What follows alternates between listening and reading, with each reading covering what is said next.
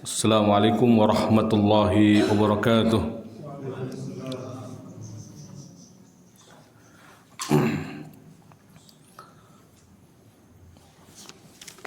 Alhamdulillahil awwal qabla kulli awwal wal akhir ba'da kulli akhir wa daimu bila zawal wal qaim ala kulli syai'in bighairi intiqal wal khaliq khalqahu min ghairi aslin wala mithal fahuwal fardul wahidus samad min ghairi adad wa huwal baqi ba'da kulli ahad ila ghairi nihayatin wala amad. Ahmaduhu ala alaihi wa ashkuruhu ala ni'amihi hamdan man afradahu bil hamdi wa syukra man raja bi syukri minhu wal mazid. Wa asyhadu an la ilaha illallah wahdahu la syarika lah wa asyhadu anna Muhammadan abduhu an-najib wa rasuluhul amin sallallahu alaihi afdhalus salah wa azka wassalam. Amma ba'd. Alhamdulillah, segala puji hanya milik Allah Jalla wa Ala atas segala karunia-Nya. Alhamdulillah, pada kesempatan kali hari ini, pada pagi hari ini, Allah Subhanahu wa taala mudahkan kembali bagi kita semua untuk kembali mempelajari, mengkaji dinullah, agama Allah Subhanahu wa taala. Salawat dan salam semoga senantiasa tercurahkan atas junjungan Nabi kita yang mulia, Nabi Muhammad Rasulullah sallallahu alaihi wasallam beserta para sahabatnya, keluarganya dan juga seluruh pengikut beliau sallallahu alaihi wasallam hingga hari kiamat kelak. Ma'asyiral ikhwan fi din wal akhwat azanillahu wa iyyakum. Pada kesempatan hari ini kita sambung kembali pelajaran kita Kitabul Kabair, ya, pada dosa besar yang ke berapa? 16, yaitu syahadatuz zur, persaksian palsu, ya. Di sini yang disebutkan oleh muallif syahadatuz zur. Tentu ada juga qauluz zur. Qauluz zur al-kadzib, ucapan dusta, ya. Tapi lebih berbahaya lagi memang adalah syahadatuz zur, karena qauluz zur a'am, lebih umum, wa syahadatuz zur akhas, lebih khusus. Syahadatuz zur lebih khusus, ya. Maka Allah katakan fajtanibu rizza minal awthani wajtanibu qaulaz zur. Qauluz zur lebih umum, ya, mencakup syahadah zur wa ghairi syahadah, dan ini kadhib, ya, yakdzib 'alan nas, berdusta kepada manusia.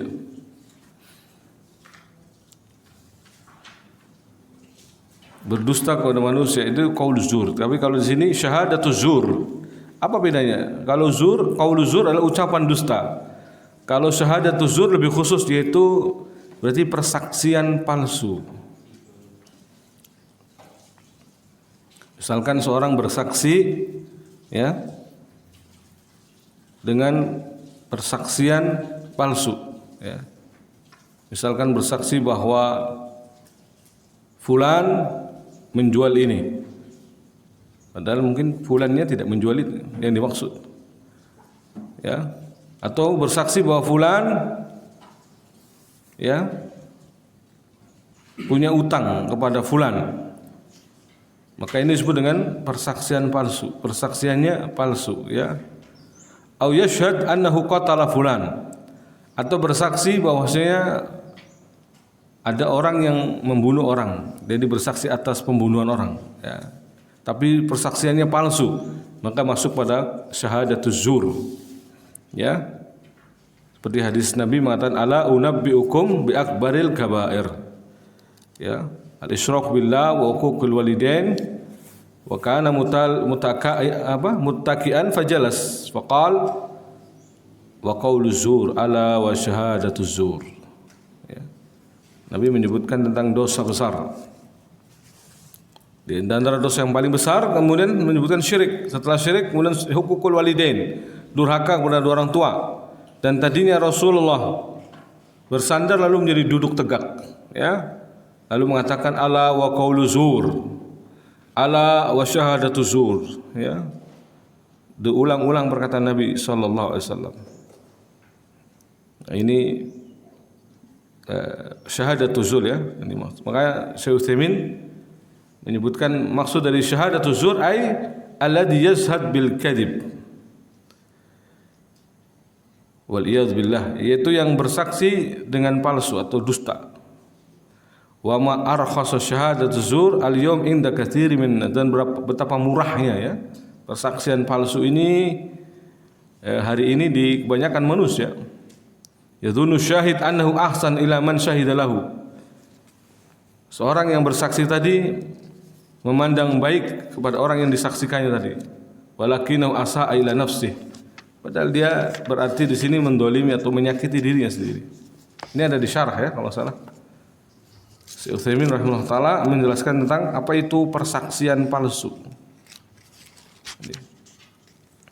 Jadi persaksian palsu adalah persaksian yang diucapkan seorang, yang orang tadi mengetahui kebenaran sebenarnya, tapi bersaksi tentang yang bertentangan dengan fakta sebenarnya. Atau dia bersaksi tentang sesuatu yang dia tidak ketahui. Apakah kesaksian tersebut bertentangan dengan fakta yang sebenarnya ataukah sesuai dengan fakta yang sebenarnya. Jadi dia juga tidak tahu apakah persaksiannya ini bertentangan atau tidak bertentangan. Atau juga ia bersaksi tentang sesuatu yang ia ketahui bahwa perkara itu sesuai faktanya, tetapi dia menggambarkannya dengan yang tidak sesuai kenyataan. Maka ini juga termasuk dengan persaksian palsu. Ada 3 bentuk di sini Syekh Utsaimin menyebutkan, ya. Yang pertama berarti apa?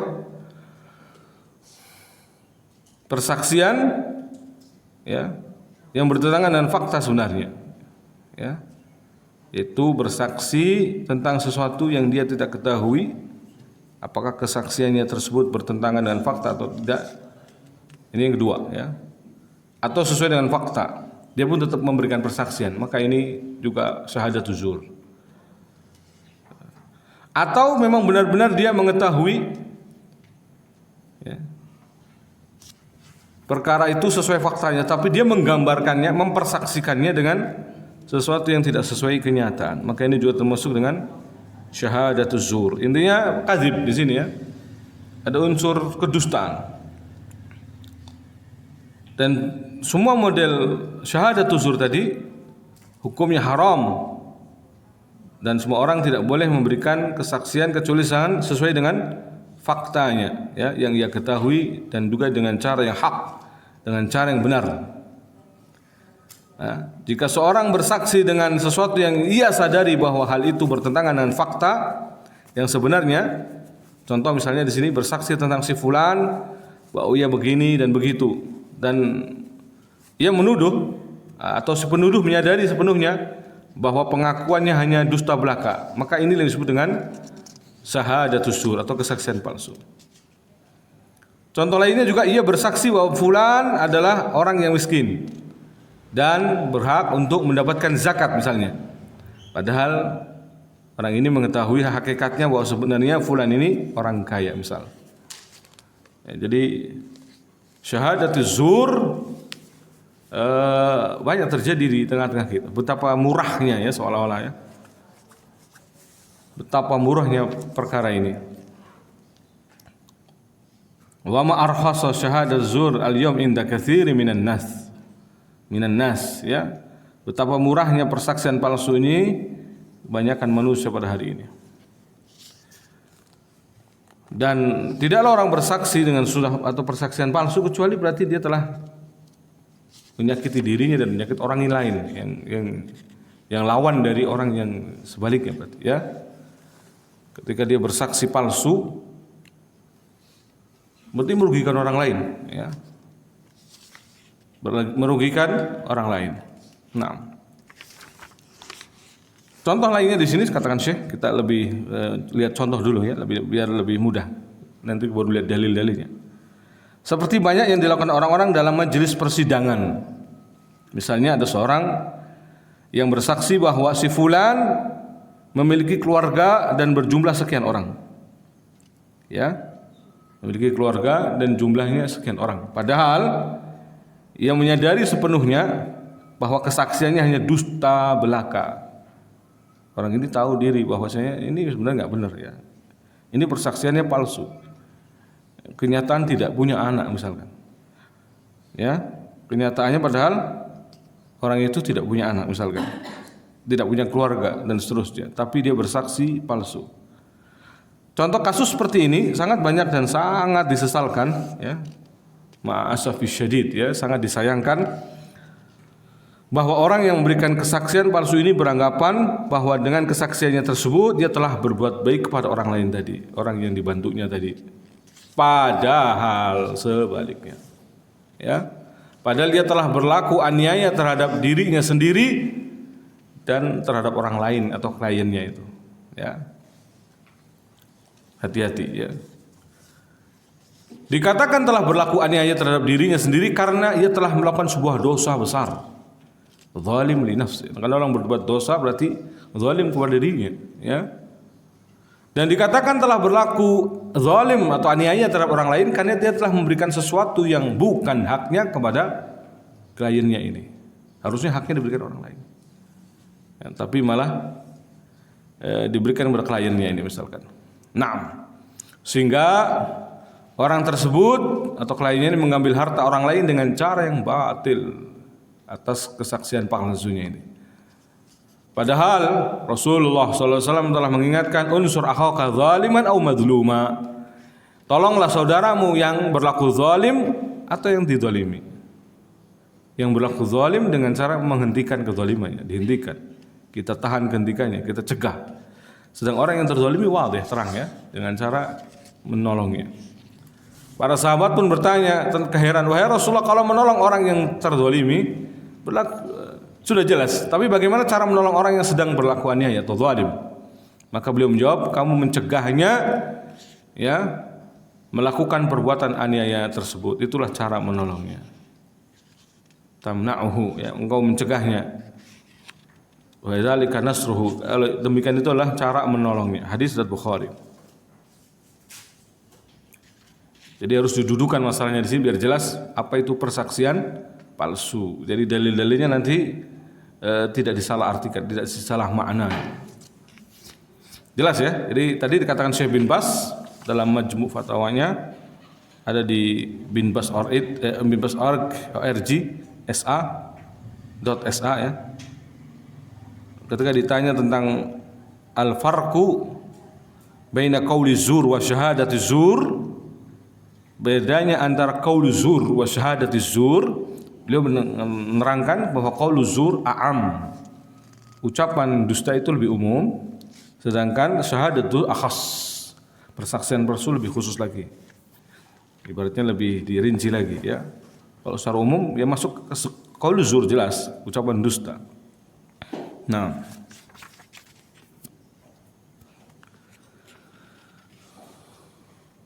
orang-orang yang telah memberikan kesaksian palsu beranggapan bahwa mereka telah berbuat baik kepada saudara-saudara mereka, padahal sebenarnya orang yang memberikan persaksian palsu itu telah mendatangkan madarat bagi dirinya sendiri dan saudara-saudaranya. Zalim li nafsihi wa zalim li ghairihi ya. Zalim li anfusihim yadlimuna anfusahum yadlimuna ghairahum. Hakata. Mereka mendolimi diri mereka sendiri dan juga mendolimi atau memadarati orang lain. Allah mengatakan fajtanibu rizza, maka jauhilah penyembahan berhala-berhala, fajtanibu qaula zur, dan jauhilah ucapan dusta, perkataan dusta. Yang pertama kali termasuk ke dalam kategori perkataan dusta adalah syahadatuz zur ya. Dan Allah menyejarkannya, Allah menyamakannya, Allah menyetarakan perbuatan syirik atau qaulu zur dengan perbuatan syirik. Hal ini menunjukkan bahwa dosa saksi palsu sangatlah besar. Di dalam ayat lain Allah Subhanahu wa taala mengatakan ya, dan orang-orang yang tidak memberikan kesaksian palsu. Ini ciri dari orang-orang yang dijauhkan ya, dari atau ciri-ciri orang beriman adalah dijauhkan dari karakter dusta atau kesaksian palsu. Walladzina la yashhaduna zur. Dalam surat Al-Furqan ya. Ini surat pertama yang dibawakan dalam kitab ini ya. Walladzina la yashhaduna syahadatuz zur atau walladzina la yashhaduna az-zur ya. Dan orang-orang yang tidak memberikan kesaksian palsu. Nah, ini sekaligus nih kita baca perkataan Imam Dhahabi. Dalil pertama yang dibawakan beliau adalah walladzina la yashhaduna zur ya. Kata Syekh Utsaimin, di dalam ayat ini Allah telah memuji orang-orang yang tidak memberikan kesaksian palsu. Apabila mereka dipuji hanya karena tidak memberikan kesaksian palsu, ini logika main ya, maka mereka lebih pantas dipuji jika tidak memberikan atau tidak berkata dusta. Apabila dengan tidak memberikan kesaksian palsu akan memperoleh pujian, maka hal tersebut menandakan bahwa kesaksian palsu atau qaulu zur, perkataan dusta, akan mendapatkan murka dan malah petaka ya. Nah, dengan dulu.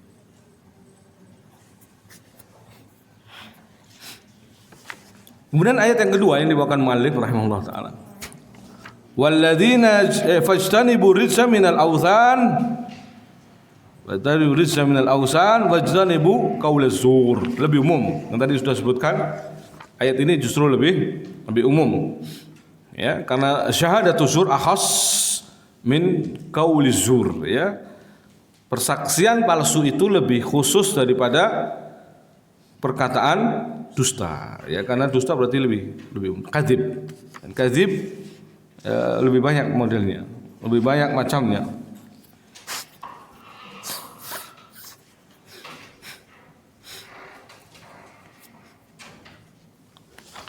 Allah memerintahkan kita untuk menjauhi penyembahan berhala-berhala yang najis dan juga menjauhi perkataan dusta. Dan tadi sudah disebutkan kenapa digandengkan dengan ayat ini, menunjukkan bahwa dosa saksi palsu atau berkata palsu atau berkata dusta adalah dosa yang besar, dosa yang sangat besar.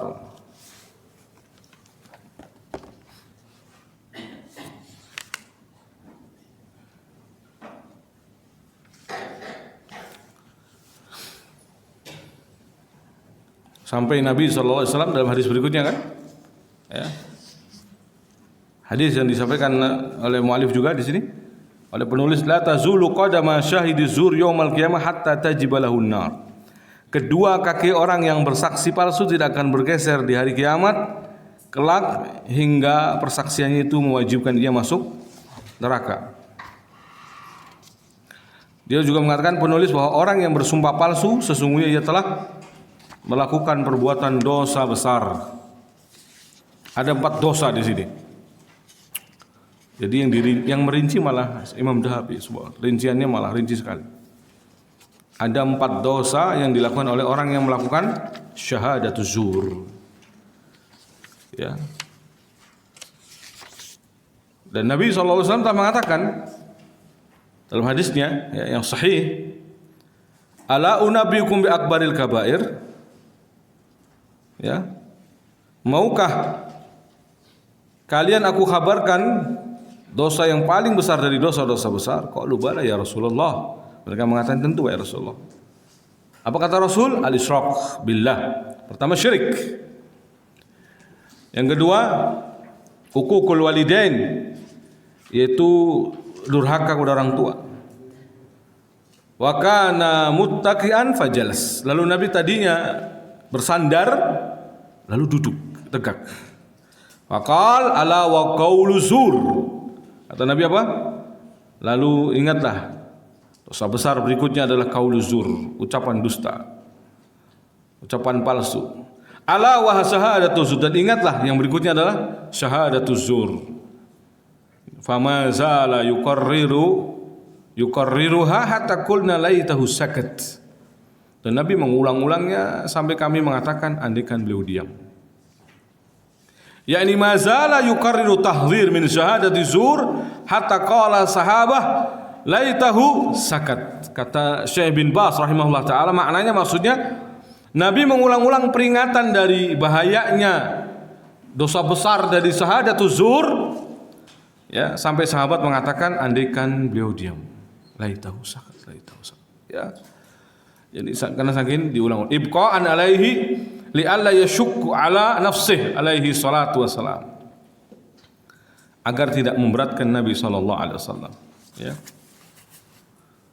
Wal maksud min hadza tahdhir minha, kata Syekh bin Baz, maksud dari peringatan ini adalah wa in kana syirku akbar wa uquq akbar wal uquq akbar lakinnaha jarima 'azima yata'allaq biha syarrun 'azimun wa zulmun linnas. Maksud dari peringatan yang diulang-ulang ini, peringatan apa tadi? Kau syahadat zur, memperingati para sahabat dari syahadat zur, afan. Tentu kita tahu bahwa syirik itu dosanya lebih besar. Uququl walidain dosanya juga lebih besar. Akan tetapi kejahatan yang juga lebih tak kalah besarnya adalah kejahatan yang berkaitan dengan syahadatuz zur, persaksian palsu. Karena ini syarrun azim. Karena ini adalah keburukan yang agung, wa zulmun linnas, dan kezaliman kepada manusia. Wa istihlalun wa istalul furuj wal amwal wa a'rad wa dima bi ghairi ma syarallah. Bahkan ini menyeret, ya, kepada dosa-dosa yang lainnya, yaitu menghalalkan kemaluan, harta, kehormatan, darah daripada selain apa yang Allah syariatkan. Contoh nikah bersaksian palsu, saksinya saksi palsu, berarti kan menghalalkan kemaluan. Karena dengan menikah itu jadi sah, jadi seorang berhubungan badan. Yang tadinya nggak sah, nggak boleh hubungan badan, jadi hubungan badan. Tapi karena persaksian palsu, sehingga terjadilah penghalalan yang sesuatu yang tidak halal, ya nggak?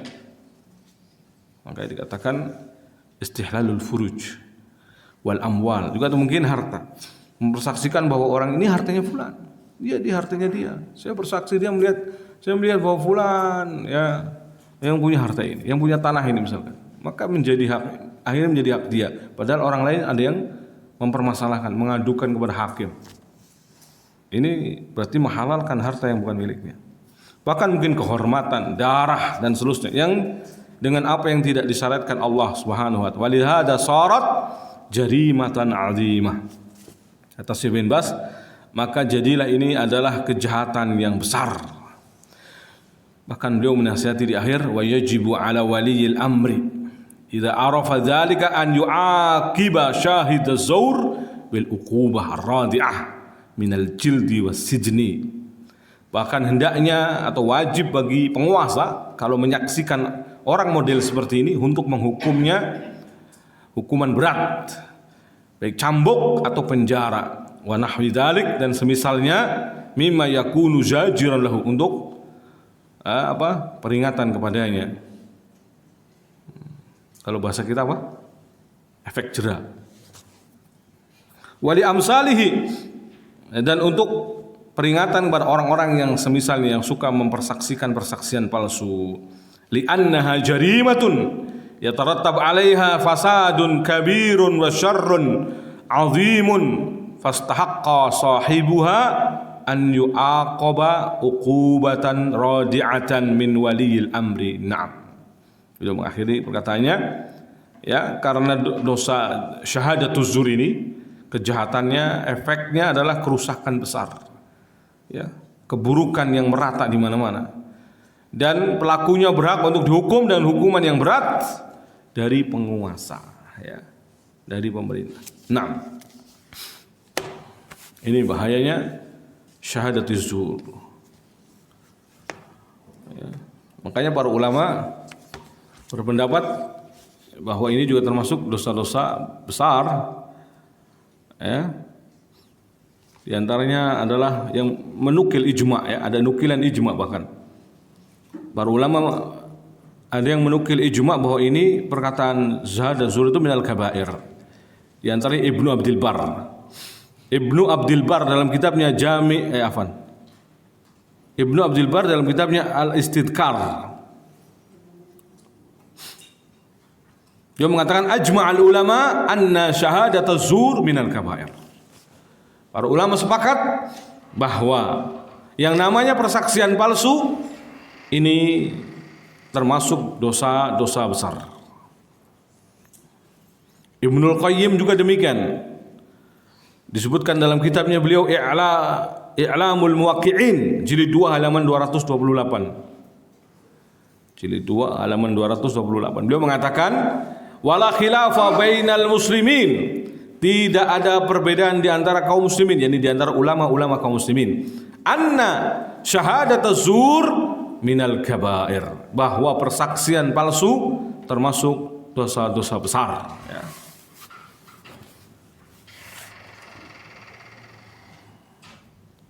Juga Abul Abbas Al-Qurtubi beliau mengatakan syahadatu zur hiya syahadatu bil kadhib wal batil wa innama kanat min akbaril kabair. Beliau malah mengatakan termasuk dosa besar dari dosa-dosa besar, atau kalau bahasa kita dosa terbesar dari dosa-dosa besar. Ini kategorinya seperti syirik.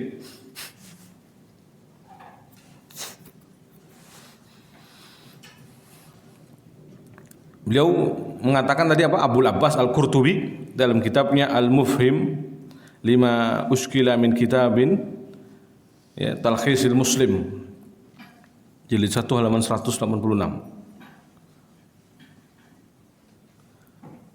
Kata beliau bahwa persaksian palsu itu artinya persaksian dusta, ya, dan batil, persaksian dusta dan batil. Dan dia termasuk dosa-dosa terbesar dari dosa-dosa besar. Li'annahu, kata beliau alasannya, yutawassalu biha ila ihtilafin nufus wal amwal. Karena hal itu bisa menyeret kepada perusakan terhadap jiwa dan harta. Wa tahlil, dan menghalalkan ma haramallah ta'ala, apa yang Allah haramkan subhanahu wa ta'ala. Wa tahrim, sebaliknya, juga mengantarkan kepada mengharamkan apa yang Allah halalkan. Fala syai'a minal kabair a'dhamu dararan wala aksaru fasadan minha ba'da syirk. Wah, kesimpulan yang luar biasa ini, ya. Kata beliau, ya, Abu Abbal As-Qurtubi dalam kitabnya Al-Mufhim lima uskila min kitabin Talkhisin Muslim, ya, bahkan tidak ada dosa dari dosa-dosa besar yang madorotnya lebih besar dan kerusakannya lebih besar. Jadi madorot dan kerusakan lebih besar ketimbang dosa syahadatuz zur ini setelah syirik.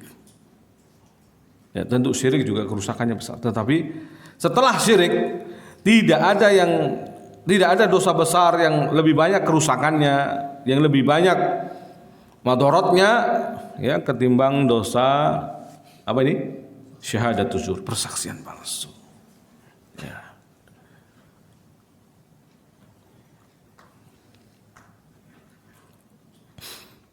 Maka di perkataan siapa? Imam Dhahabi, beliau bahkan menyebutkan 4, ya. Nanti kita di sini ada jelas banget. Ada 4 poin kerusakan apa-apanya ini. Kerusakan yang ditimbulkan dari syahadatuz zur. Lihat halaman 152.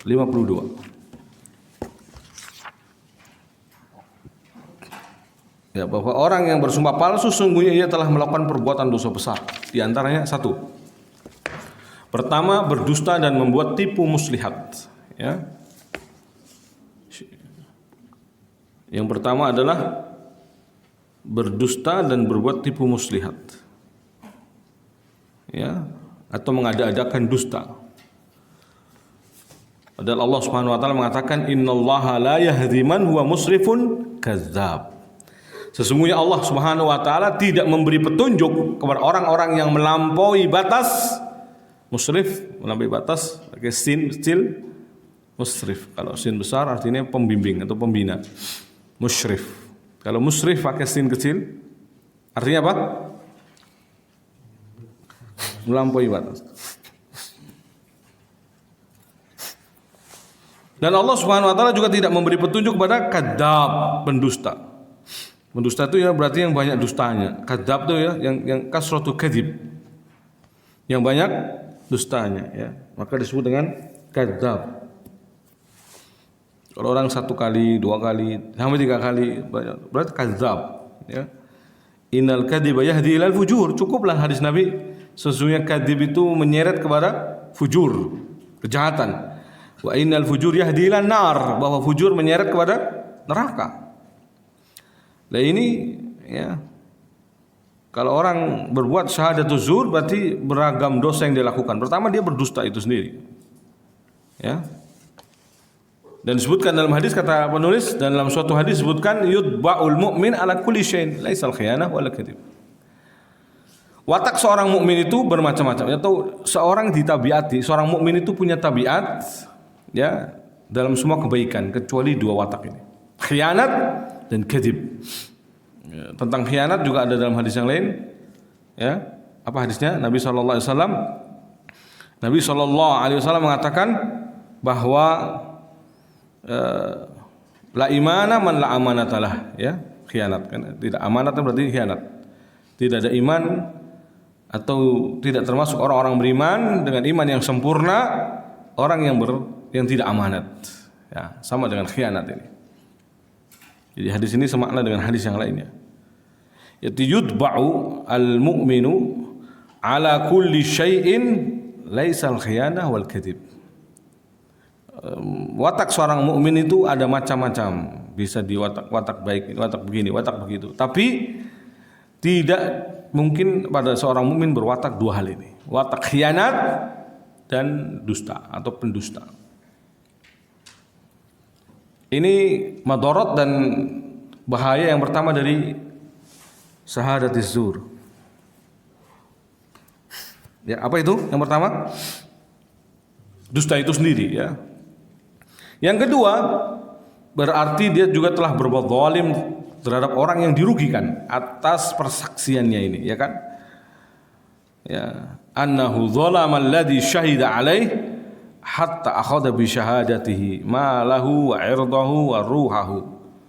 Dia telah berbuat zalim terhadap orang yang dirugikan atas persaksiannya, sehingga dengan persaksian tersebut ya diambil harta orang tersebut, kehormatannya, bahkan ruhnya atau jiwanya. Ini kezaliman yang kedua atau kejahatan yang kedua. Madarat yang kedua dari syahadatuz zur, ya. Nyata-nyata perbuatan zalim. Bukankah kita tahu hadis tentang orang yang bangkrut di hari kiamat? Siapa orang yang bangkrut? Orang yang berbuat zalim. Itu orang yang bangkrut. Ketika ditanya, dan para sahabat mengatakan jawaban yang keliru, Nabi kemudian meluruskan bahwa orang yang bangkrut itu adalah orang yang datang di hari kiamat dengan pahala-pahala ibadahnya, sholat, bahkan mungkin jihad, tapi dia telah mencela, mencaci maki, membunuh, merampas harta fulan tanpa hak. Artinya dosa apa semua itu? Dosa berkaitan apa itu? Adam dengan anak Adam, kan? Anak Adam dengan anak Adam, berarti dosa apa namanya? Kezaliman. Ya. Maka orang yang bangkrut itu orang yang datang pada hari kiamat dengan berbagai macam tumpukan dosa-dosa kezaliman. Dan ini termasuk kezaliman nyata, ya. Syahadatuz zur itu kezaliman yang nyata. Andaikan kita pada posisi yang dirugikan, pasti juga gak enak, kan? Ya, coba kita yang dizalimi, pada posisi yang terzalimi, harta kita diambil gara-gara persaksian palsu orang ini. Ya, rumah kita diambil, disita negara atau disita yang lainnya, gara-gara persaksian palsu tadi. Ya. Merugikan orang-orang yang terzalimi tadi, sehingga diambil hartanya, diambil kehormatannya, bahkan mungkin nyawanya. Nah, gila, saya bersaksi, aku melihat dia membunuh, gara-gara persaksiannya orang ini dipenggal, dihukum bunuh juga, ya kan? Nah, ini bahaya. Apalagi zaman narkoba ini lebih gampang lagi memberikan persaksian palsu. Seperti yang telah direkam kamera CCTV, ya. Polisi hanya untuk naik jabatannya atau apa, dia kemudian kerjasama dengan tukang parkir atau apa untuk naruh di kantongnya orang ini, kemudian langsung kamu bawa narkoba, padahal dikerjain dari awal, ya, sudah dimasukkan, kemudian ternyata yang temannya ini juga bersaksi palsu, iya dia bawa, akhirnya ternyata ada persaksian kamera CCTV. Itu baru CCTV, belum kameranya Allah Subhanahu wa taala. Tidak ada yang luput darinya. Tabaraka wa taala. Semuanya tidak ada yang luput dari pandangan Allah tabaraka wa taala. Allah Maha Adil. Kelihatan semuanya. Mungkin bisa saja andaikan ini lulus, ya, kemudian terjerat narkoba, tertuduh narkoba, merugikan. Anaknya tadinya harusnya ditanggung oleh orang ini karena bapaknya ditangkap dan seterusnya, dituduh atas perbuatan narkoba, padahal tidak berbuat narkoba misalnya. Dengan persaksian palsunya ini menjebloskan ke penjara, istrinya janda jadinya nggak bisa apa-apa. Aduh, banyak yang dizalimi, banyak yang terzalimi ya. Ini contoh. Dosa yang ketiga, efek buruknya, ia telah berbuat zalim terhadap orang yang diuntungkan. Ternyata orang diuntungkan pun adalah didolimi dari persaksiannya. Karena ia telah memberikan harta haram kepada orang yang diuntungkan tadi. Meskipun diuntungkan, tapi sebenarnya dia telah membiarkan saudaranya makan haram. Ya. Merugikan saudaranya dengan menjadikan barang-barang yang dimakannya haram. Karena tindakan kezaliman berarti mendolimi orang lain, berarti yang dimakan haram. Mana bata min sukhtin illa nar Allah bih. Nabi mengatakan tidak ada daging yang tumbuh dari harta haram kecuali neraka lebih tepat untuknya. Mana bata min sukhtin illa nar aula bih. Tidaklah yang tumbuh atau daging yang tumbuh dari harta yang haram kecuali neraka lebih tepat untuknya. Maka di sini karena telah memberi harta yang haram kepadanya. Kemudian dengan persaksiannya itu ia pun mengambilnya atau menjadi pihak yang diuntungkan. Maka yang pemberi sumpah palsu layak masuk neraka. Karena Nabi mengatakan man qadaitu lahu min mali akhihi bighairi haqqin fala ya'khudhu. Ini jelas-jelas kalau kita posisi dibela padahal kita salah, ini yang harus dilakukan. Nabi mengatakan apa? Barang siapa yang telah aku tetapkan baginya dari harta saudaranya tanpa hak, fala ya'khudhu, maka jangan ambil. Padahal hakim memutuskan keputusan.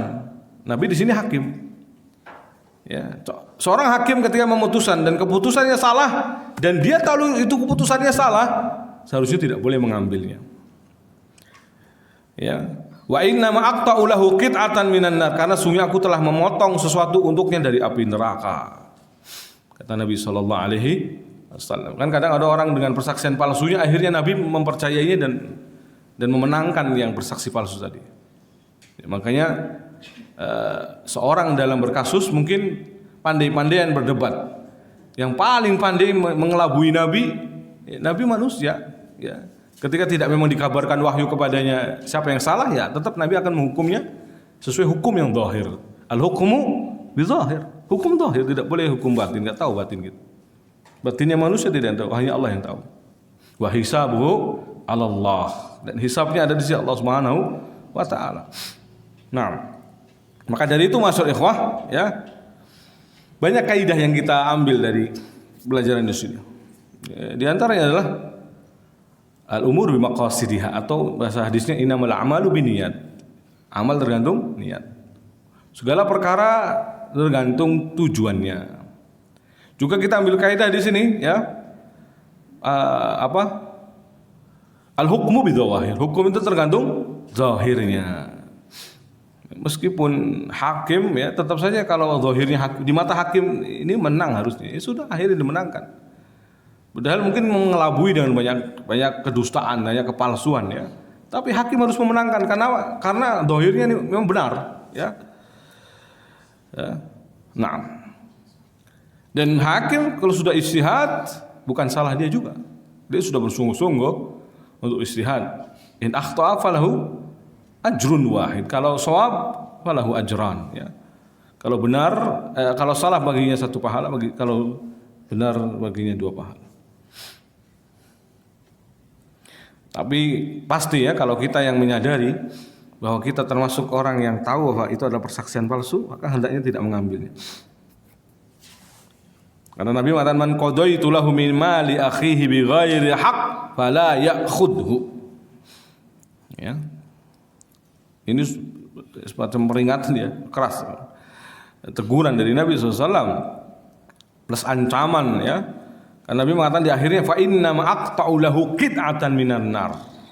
Karena sesungguhnya itu aku telah memotongkan untuknya potongan api neraka. Waliyadzubillah. Kejahatan dan kezaliman dari syahadatuz zur yang keempat. Dia telah menghalalkan harta, darah dan kehormatan yang diharamkan dan dilindungi oleh Allah. Ya.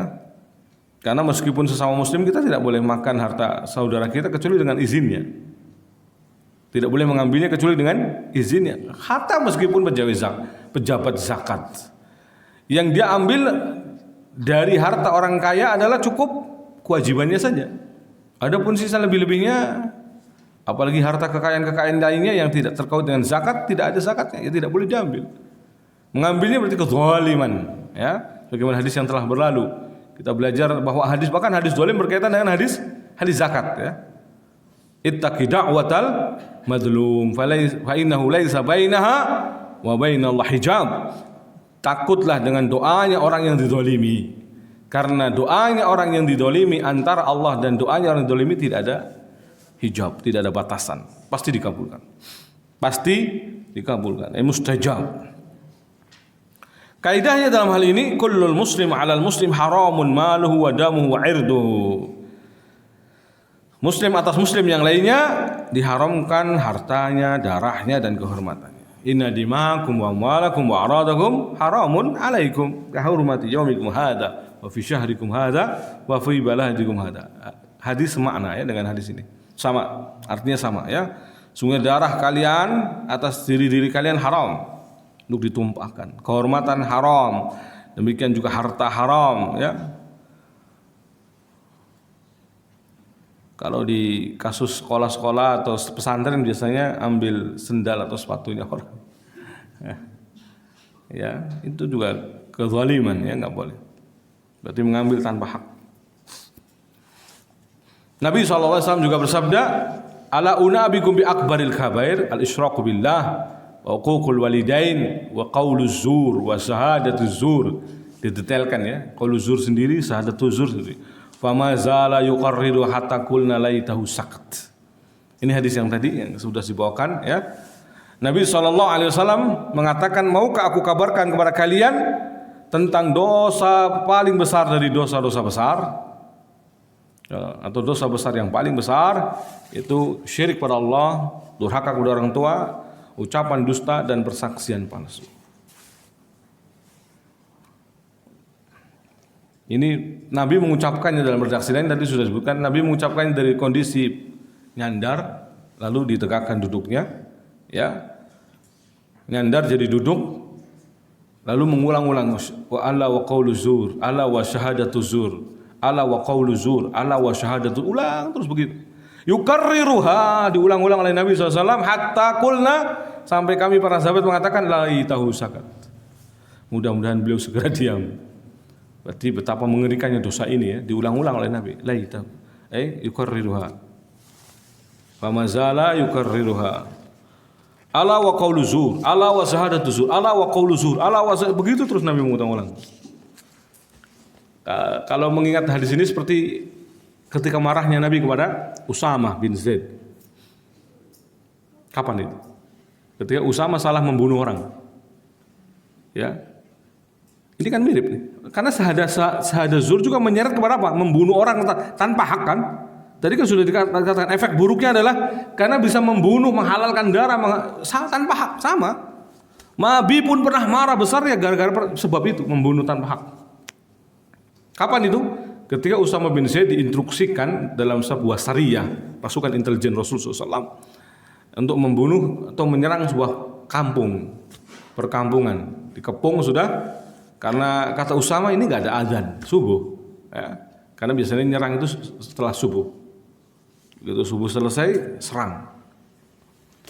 Kok nggak ada suara azan? Maka diambil ijtihad, beliau sudah ijtihad juga, sudah sungguh-sungguh, berarti bukan muslim, perangi. Ketika diperangi ternyata mereka bersyahadat asyhadu an la ilaha illallah wa asyhadu anna muhammadar rasulullah. Tapi Usamah tetap membunuhnya, memeranginya, ya. Maka ketika terdengar kabar ini kepada Rasulullah besar, ala hal sakakta qalbah, apakah engkau telah membelah dadanya? Sehingga tahu apa isi hatinya, istilahnya begitu ya. Apakah engkau telah membelah dadanya? Sehingga tahu apa isi hatinya, dia dusta atau palsu atau benar dalam bersyahadatnya? Kan nggak tahu. Kenapa kamu berani-beraninya main bunuh saja? Kan kalau orang sudah mengucapkan dohirnya muslim, kalau sudah muslim nggak boleh dibunuh. Ya tidak? Ya. Maka Rasulullah SAW kemudian mengulang-ulang marahnya. Ala hal sakakta qalb, ala hal terus berulang-ulang. Sampai kata Usama, andaikan aku baru saja masuk Islam. Pasti nggak mungkin diomel-omel keras itu mungkin maksudnya. Kalau orang baru mu'alaf kan nggak mungkin diomel-omel sekeras itu. La haula wala. Ini agak serupa ya kawan, karena memang efek buruk dari syahadatuz zur itu mengerikan, menghalalkan harta tanpa hak ya. Jadi menghalalkan yang haram, mengharamkan yang halal. Makanya Nabi pun sampai merubah posisi duduknya dan mengulang-ulangnya. Sampai sahabat mengatakan laitahu sakat, mudah-mudahan segera diam. Ya. Nah.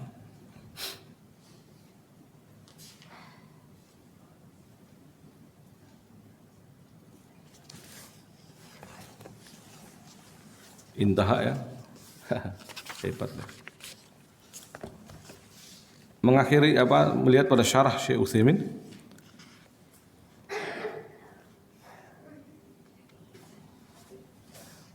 Diulang dari hadis halaman 146. Rasul mengatakan tadi, maukah aku kabarkan kepada kalian tentang dosa-dosa besar yang paling besar? Ya. Rasul memulai sabdanya dengan kata peringatan, yaitu maukah, untuk mengingatkan seseorang yang menjadi lawan bicara beliau untuk memberitahukan bahwa hal ini sangat penting untuk diketahui. Maukah? Ala ukhbirukum. Ala itu mengingatkan. Ingat, maukah aku kabarkan kepada kalian? Ala ukhbirukum, ya. Maukah atau wala unabbiukum. Ala itu artinya ingat, ya. Maukah aku kabarkan kepada kalian? Para sahabat mau, wahai Rasulullah. Kemudian beliau bersabda, yang pertama adalah menyekutukan Allah. Tadinya beliau bersabda sambil bersandar, kemudian beliau duduk sebagai bentuk penghormatan, karena beliau akan mengucapkan ucapan yang lebih berat lagi, yang konsekuensinya lebih berat lagi. Apa itu? Banyak hal tadi, 4 poin ya. Ingatlah, termasuk pula dalam hal ini yang besar dari dosa-dosa besar adalah qauluz zur, ucapan dusta, wa syahadatiz zur, dan bersaksian palsu. Nah, di sini beliau memberikan penekanan dalam hal ini, jadi khususnya persaksian palsu, karena banyak terjadi di masyarakat dan orang-orang banyak yang tidak memperdulikannya, padahal efeknya buruk. Ya. Sehingga di dalam hadis ini beliau ingin memperlihatkan kepada manusia, khususnya para sahabat pada waktu itu, bahwa dosa perbuatan ini sangat besar. Buktinya yaitu ketika beliau menjelaskan tentang syirik dan durhaka kepada orang tua, beliau tetap bersandar. Ya. Tapi ketika beliau duduk untuk menunjukkan betapa pentingnya masalah yang akan dibahasnya ini, dari bersandar menjadi duduk tegak, ya, karena itu ingatlah ucapan dusta dan persaksian palsu. Ya, beliau terus mengulang-ulangnya sehingga kami berkata andaikan Rasulullah atau semoga Rasulullah segera diam. Di akhir Syekh Utsaimin mengatakan hadis ini menunjukkan bahwa dosa persaksian palsu dan perkataan dusta termasuk dosa besar. Semuanya harus segera taubat kepada Allah dari perbuatan ini, karena perbuatan ini, persaksian palsu, mengandung 2 kezaliman sekaligus, mendolimi diri sendiri dan orang lain. Bahkan Syekh tadi Imam Dhahabi 4 poin ya, 4 kezaliman. Nah, ada tambahan di sini, ya, yaitu ucapan dari Abdullah bin Mas'ud. Abdullah bin Mas'ud mengatakan udilat syahadatuz zur bisyirki billah, summa qara Abdullah hadhil ayah wajtanibu rijsa minal authan wajtanibu qaulaz zur. Kata Abdullah bin Mas'ud, ya, Rasul menyebutkan di situ menyetandarkan syirik dengan syahadatuz zur, atau syahadatuz zur dengan syirik, syahadatuz zur dengan syirik. Kemudian ternyata bukan di hadis ini, bahkan di ayat sebelumnya kita baca ya, bahwa ada juga penggabungan antara syirik dan qauluz zur, yaitu firman Allah dalam surat Al-Hajj ayat 30 yang sudah kita baca tadi, fajtanibu rijsa minal authan wajtanibu qaulazur. Fajtanibu rijsa minal ausan wajtanibu qaulazur, ya. Maka jauhilah penyembahan terhadap berhala dan jauhilah ucapan dusta, ya.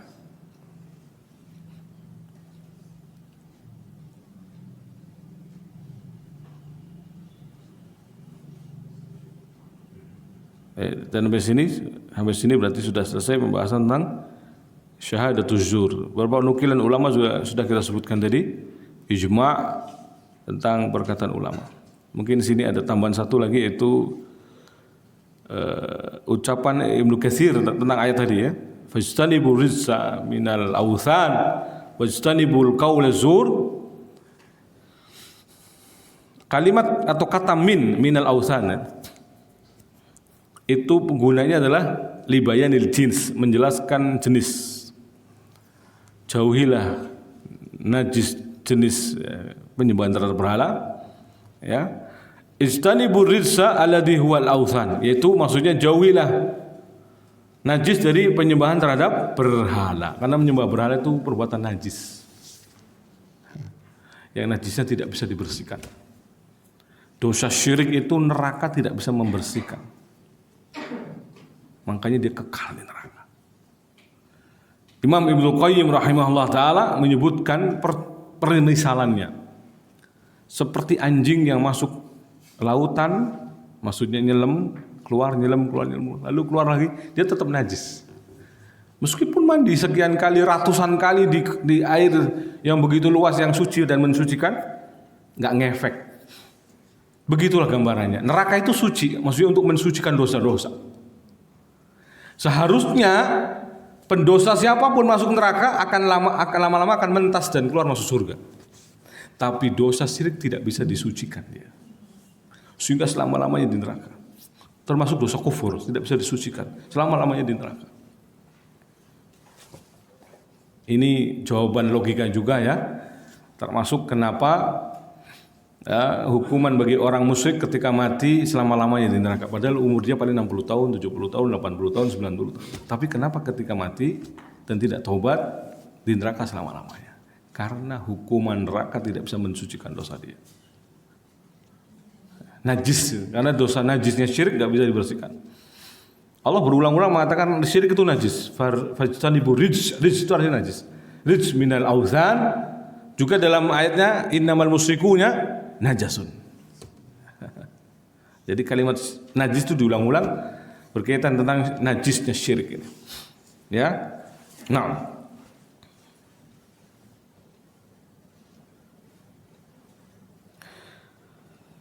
Al-Imam Qurtubi juga dalam tafsirnya mengatakan, ya, bahwa hadil ayah tadammanat al-wa'id ala syahadati bizzur. Meskipun Allah mengatakannya qauluz zur, ya, yang diperingatkan di situ, tapi ayat ini juga terkandung ancaman yang keras terkait juga dengan persaksian palsu.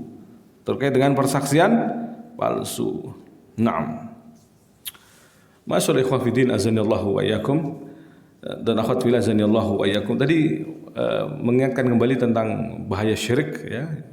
Sebelum menutup ceramah kali ini, ya. Jadi dalam bahasa fikih ada istilah ainun najasah. Ainun najasah. Syirik yang najis yang zatnya. Najis zatnya. Najis zatnya itu misalkan contoh babi, ya. Paling gampang, ya. Itu zatnya najis, kulitnya, bulunya seperti anjing tadi. Terus mau apapun dia, mau buntutnya, kakinya, tulangnya, minyaknya, dilebur misalkan dijadi serbuk kecil-kecil, seperti bumbu masakan misalkan, ada campuran itu, mau dikecil apapun tetap haram, tetap najis, nggak bisa membersihkan. Jadi najisnya itu najis zatnya, ya. Kalau zat itu mau disinar X, mau disinar, ya tetap najis, mau diapapun nggak bisa merubah, ya, nggak bisa merubah dari kenajisannya. Begitulah najisnya syirik, ya. Sering kita ulang-ulang, ya. Seperti kotoran itu juga ainun najasah, zatnya yang najis. Maka mau dicuci pakai rinso berapapun, dia tetap aja kotoran, najis, ya. Nah, begitulah kesyirikan. Meskipun dimasukkan berkali-kali di neraka, hidup lagi, masuk lagi, hidup lagi, masuk lagi, hidup, tidak bisa mensucikan dia dari najisnya syirik. Neraka tidak bisa mensucikannya. Makanya khalidan fiha abadal abad. Ya. Mereka kekal di dalamnya selama-lamanya. Mungkin sampai sini ada yang ditanyakan? Alhamdulillah lebih awal nih cepatnya. Fadal. Saya mau bertanya, kira-kira dalam Islam ada nggak sih yang namanya pengacara gitu? Terus hukumnya apa misalkan kalau jadi pengacara yang sebenarnya itu baik atau benar, dan hukum sebagai pengacara yang sebenarnya itu dia itu tidak baik atau jahat gitu. Dalam Islam itu pengacara tuh gimana gitu? Ini bukan fakta ya sebenarnya. Wallahu alam, belum pernah lihat juga bagaimana pengadilan Islam yang ada di negeri-negeri Islam ya. Yang khususnya kayak Saudi gitu, belum pernah lihat bagaimana pembelanya misalkan. Tapi kalau didatangkan saksi atau yang lainnya mungkin benar adanya ya. Karena yang ada adalah biasanya misalkan contoh kasusnya Ali dengan seorang Yahudi di hadis ya, riwayat. Kemudian dimenangkan justru oleh Yahudi. Karena Ali tidak bisa mendatangkan saksi. Saksi dari keluarganya nggak boleh. Hasan dan Husain, padahal kata Ali Hasan dan Husain penduduk surga, apa? Syababul jannah. Pemudanya surga. Kata hakim tidak bisa. Saksi itu tidak boleh dari keluarga. Kalau keluarga nanti nepotisme, tidak bisa. Maka akhirnya dengan sebab itu dimenangkan oleh Yahudi bahwa itu miliknya Yahudi, bahwa baju perang itu miliknya Yahudi. Dengan sebab itulah Yahudi itu masuk Islam. Karena kok bisa loh? Ini Amirul Mukminin, pemimpin, penguasa, presidennya kalau hari ini, bukan hanya presiden ya. Amirul Mukminin itu mendunia. Kekuasaannya itu belahan dunia, ya. Karena wakil-wakilnya cuma gubernur, misalkan kekuasaan di Saudi, tetapi di seluruh antero jagat cuma namanya wali. Nah, apa namanya? Wali ya, artinya gubernur aja. Wali Syam, wali Irak, wali ini ya. Nah, Amirul Mukminin sekelas beliau yang punya rakyat banyak, yang punya pasukan, yang punya kekuatan militer dan seterusnya, itu dikalahkan dengan Yahudi hanya seorang hakim. Jadi hakim bisa mengadili pemimpinnya. Ini dalam Islam. Kalau di luar Islam mungkin hukum tebang pilih. Dan bukan hanya tebang pilih, tapi apa namanya istilahnya? Tumpul ke atas, tajam ke bawah. Di Islam tidak ada begitu. Di Islam itu mau rakyat, mau ustadz, mau alim sama, ataupun mau apa? Penguasa sama. Kalau sudah hukum ya yang bersifat hukum, tapi dengan dalil yang kuat, syar'i, jelas, wadih, terang, bukan sekedar perundang-undang. Makanya hukum Islam tidak bisa dibuat kuhab. Misalkan pasal 1 begini, tidak bisa. Jadi hakim itu benar-benar alim. Alim bil Quran dengan tafsir-tafsirnya, alim dengan hadis dengan sarah-sarahnya, alim dengan juga fikih masalah hadis tadi. Jadi nggak sekedar ulama biasa kalau jadi hakim itu. Alimnya betul-betul ngalim istilahnya. Alim ngalamah orang Jawa bilang. Alim betul. Benar-benar makanya para ulama seperti Syekh Utsaimin dengan karyanya yang begitu monumental, dengan ilmunya yang begitu luas, muridnya yang begitu banyak, sering dilirik sama kerajaan untuk jadi hakim. Tapi beliau tidak mau. Bukan karena apa-apa ya, khawatir berat resikonya. Karena hakim kan menghakimi, mengadili. Tapi itu sudah dilirik negara, sudah. Apa kerajaan sudah menawarkannya berkali-kali, tapi tidak mau. Ya begitulah harusnya. Yang jadi hakim adalah orang-orang kompeten dalam bidang syar'i kalau dalam kerajaan atau dalam negeri Islam ya. Bukan masalah undang-undang buatan manusia saja. Undang-undang positif, posisinya ada dalam Islam, tetapi tidak boleh mengalahkan undang-undang syar'i. Yang itu adalah hukum Allah Subhanahu wa taala. Jadi gambaran yang saya tahu begitu ya. Jadi pengacara dan lain mungkin ada tapi nggak ada dalam arti pekerjaan khusus, nggak ada. Wallahu a'lam. Adapun hukum yang antum tanyakan tidak perlu dijawab. Nanti malah salah ya, bahaya. Baik, ada yang lain? Enggak. Kalau misalkan rekaman CCTV itu bisa jadi saksi nggak Ustaz? Dalam Islam tidak bisa. Harus orang. Karena itu pun bisa dimanipulasi. Meskipun untuk manipulasi juga ada ahlinya lagi ya. Maksudnya yang bisa mengetahui itu asli atau tidak dalam. Mungkin jadi bukan saksi atau bukti tapi penguat yang lain. Andaikan dibenarkan jadi penguat yang lain.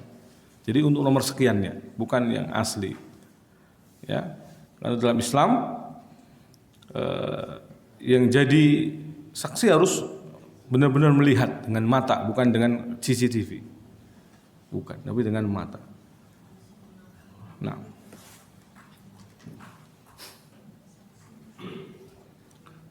Atau kalau ada fatwa kontemporer, wallah saya belum tahu. Ya, mungkin kalau ada fatwa kontemporer, mungkin keterbatasan saya yang belum baca. Ketika seseorang mengetahui temannya berbuat zalim, terus diam saja, itu bagaimana pandangan syariat? Poin keduanya apa nanti di akhirat termasuk dijadikan saksi kita? Contoh zalimnya apa? Mencuri. Ya, seorang harus mengingkari kemungkaran sesuai kemampuannya. Kalau melihat saudaranya mencuri, ya.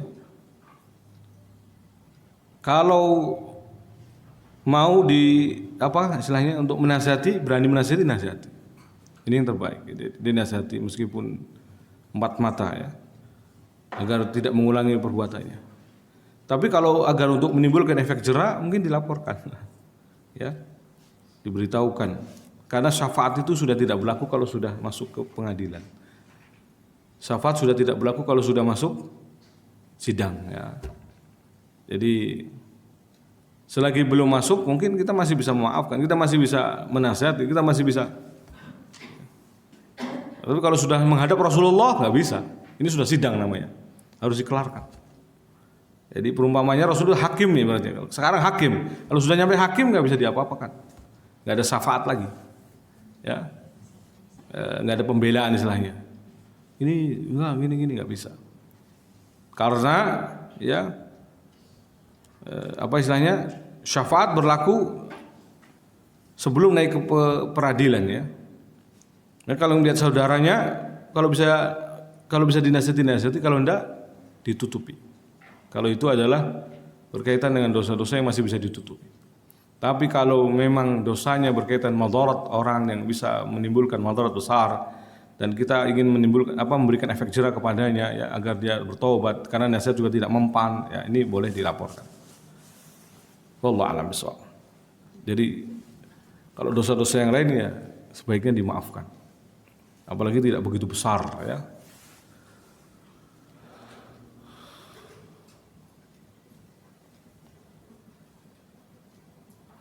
Dan apalagi orang yang sudah taubat, apalagi ketika ketemu antum, ya maaf, anak terpakai. Dia terangin kesalahannya, nangis ya. Sudah cukup kita menutupi aibnya. Ya. Man satara musliman, satarahullahu yaumal qiyamah. Ya. Antum ajak dia untuk mengembalikan haknya, ya. Kalau belum sanggup nanti dibantu misalkan untuk mengembalikan hak orang tersebut. Nah, itu kalau menyaksikan ya. Kalau menyaksikan, soalnya dia menyaksikan kan? Yang dipertanyaan tadi menyaksikan. Kalau mendiamkan bahwa nyata-nyata berbuat dosa besar, mesti mencuri, ya, maka pastinya nanti ditanya oleh Allah Subhanahu wa taala. Karena mendiamkan kemungkaran ya. Mendiamkan kemungkaran. Wallahu a'lam bishawab.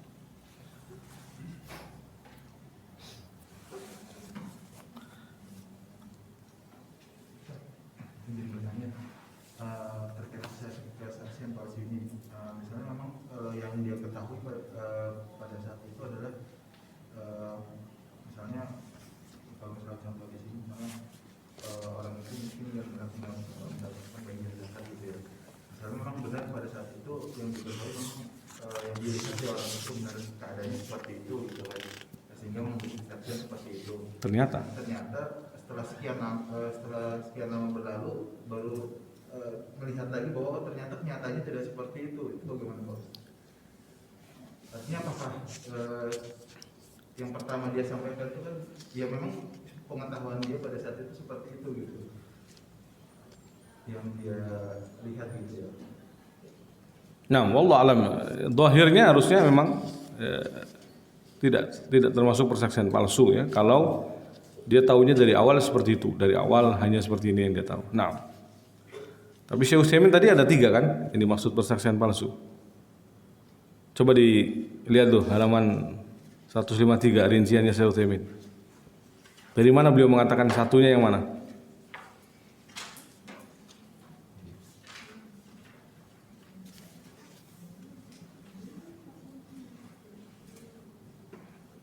Kalimat atau itu berarti kan kedua kan, ketiga. Berarti persaksian palsu dari pengertian-pengertian palsu itu, yaitu persaksian yang diucapkan seseorang, ia mengetahui kejadian sebenarnya yang bertentangan dengan fakta sebenarnya. Ini yang pertama. Ini disebut dengan persaksian palsu, itu artinya itu. Persaksian yang diucapkan seorang padahal dia mengetahui kejadian sebenarnya, tapi dia bersaksi bertentangan dengan fakta sebenarnya. Pertama. Kedua, bersaksi tentang sesuatu yang tidak diketahui. Ya nggak tahu nih, apakah kesaksian tersebut bertentangan dengan fakta atau sebenarnya, atau sesuai dengan fakta yang sebenarnya. Nah, ini juga termasuk persaksian palsu karena dia nggak tahu, nggak boleh ya. Akhirnya bersaksi dan akhirnya malah menimbulkan madarat. Maka yang kedua ini khawatirnya antum di situ. Jika tidak tahu sebenarnya soalnya berbahaya itu. Mendingan tidak bersaksi. Oh lah, alam saya nggak tahu misalnya. Lebih mengatakan la adri. Ketiga, bersaksi tentang sesuatu yang ia ketahui bahwa perkara itu sesuai faktanya, tapi dia menggambarkannya sebaliknya. Tidak sesuai dengan kenyataan. 3 model ini. Kata Syekh, 3 macam bentuk persaksian ini hukumnya haram dan semua orang tidak boleh memberikan kesaksian kecuali sesuai dengan fakta yang ia ketahui dengan cara yang benar, yang ia ketahui dan dengan cara yang benar, dengan cara yang benar-benar nyata, hakiki ya, realita sesuai realitanya. 6. Wadih ya, saya menerangkan contoh. Jadi khawatir masuk kategori 2. Tapi kalau memang di awal tahunya itu, berarti dia tahu kan? Tahu, teman tahunya itu. Wallah alam, masuknya harusnya tidak termasuk persaksian palsu karena kita sudah berusaha semaksimal mungkin tahunya di situ ya sudah. Nah, maka dalam Islam memberikan tazkiyah atau rekomendasi itu sebenarnya tidak boleh bermudah-mudahan. Seperti sudah dibahas ya, Umar mengatakan kecuali engkau telah bermuamalah dengannya masalah duit atau safar dengannya, itu baru antum kenal seorang. Kalau belum nanti belum kenal seorang. Atau kalau dia murid kita, ngaji sama kita, terus minta rekomendasi untuk sekolah, kan sekarang modelnya begitu ya, tazkiyah surat rekomendasi. Maka kita tahu dohirnya saja. Sudah, yang kita tahu dia baik, dia semangat untuk ilmu, tulis saja begitu. Ya, tidak boleh dilebih-lebihkan. Meskipun saya kenal ada satu ustadz guru saya yang termasuk tidak mau memberikan rekomendasi seperti itu, karena dia khawatir termasuk persaksiannya yang dusta tadi. Padahal muridnya, kami muridnya, andai kan pun minta harusnya berhak ya, tapi beliau tidak mau memberikan kayak begitu. Wallah. Ada yang saya kenal begitu. Semoga Allah memberikan kasih sayangnya ya, menjaganya.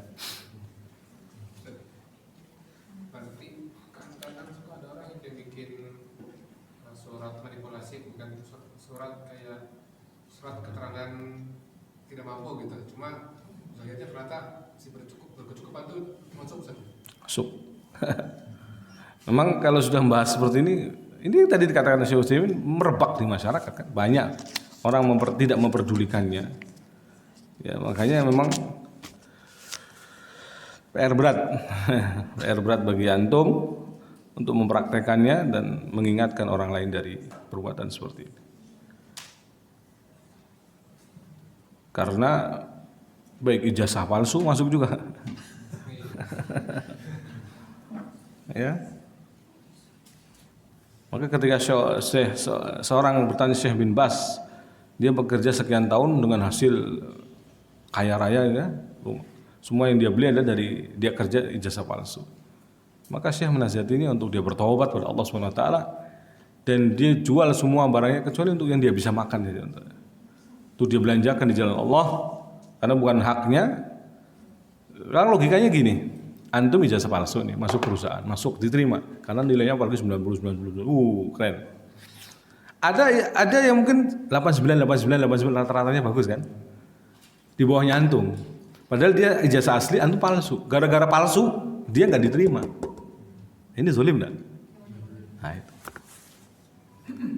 Maka posisi orang tadi sama seperti itu. Kira-kira gambarannya berarti dia selama ini makan hartanya orang lain yang harusnya berhak untuk masuk ke perusahaan itu, dia nggak bisa masuk gara-gara orang ini. Maka kata Syekh untuk dikeluarkan semua. Maka dia pun memulai bisnisnya lagi dari nol, datang lagi kembali ke Syekh dengan lebih kaya raya. Allah ganti lebih baik. Ya. Dan itu banyak. Karena kedua harta itu milik Allah ya hakikatnya. Baik yang haram atau yang halal, Allah lah yang menakdirkan. Nggak ada seorang pun mampu ya, bisa memperkaya diri, nggak ada. Kecuali Allah takdirkan. Kalau nggak ditakdirkan nggak bisa juga. Berarti yang haram juga Allah takdirkan, yang halal juga Allah takdirkan. Bedanya hanyalah Allah tidak meridhoi yang haram. Oke? Baik. Berarti sebenarnya jatah rezeki kita gede. Ya gede juga kalau yang biasa kaya raya itu harusnya gede kan? Berarti tinggal tobat, nanti Allah ganti yang lebih gede lagi. Tapi halal. Nah, ini kan logikanya. Dia harus percaya itu, harus yakin, pasti. Gitu. Kalau biasa omber kaya raya dengan kekayaan haram, kenapa tidak bisa Allah ganti dengan kaya raya tapi halal? Kan tinggal antum mau tobat tidak kan? Ya gitu. Kita mau tobat atau tidak? Nah.